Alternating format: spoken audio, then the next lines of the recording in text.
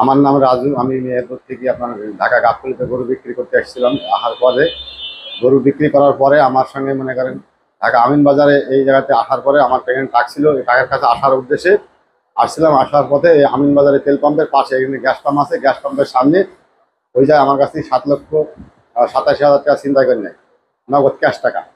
পুলিশের পরিচয় দিই এবং টিভির পরিচয় দিয়ে আমার সঙ্গে ওরা সামনে আমার প্রথমে আসে। আসার পরে দেখে যে এই তোমার কাছে কি কি আছে, আমার তোমার কাছে জাল টাকা আছে, অমুক টাকা আছে, তমুক টাকা আছে, এইসব কথা বুঝিয়ে মনে করেন আমাকে টাকাটা বের করার পরে আমাকে ধাক্কা মেরে ফেলে দেয়। ফেলে দেওয়ার পরে মনে করেন ওরা মাইক্রোসফট চলে যায়। দেশ জুড়ে তোলপা ওয়ালজ এন্ড ফ্রিজ কিনে আপনিও হয়ে যেতে পারেন মিলেনিয়ার।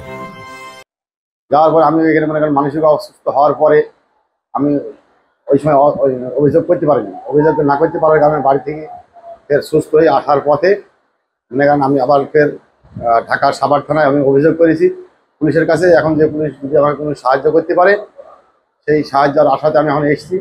এখন মনে করেন আমার তো 7,27,000 টাকা ছিল, এটা তো মনে করেন আমার কাছে শেষ। আর তো কোনো টাকা পয়সা না, আমি এখন বর্তমানে নিঃস্ব।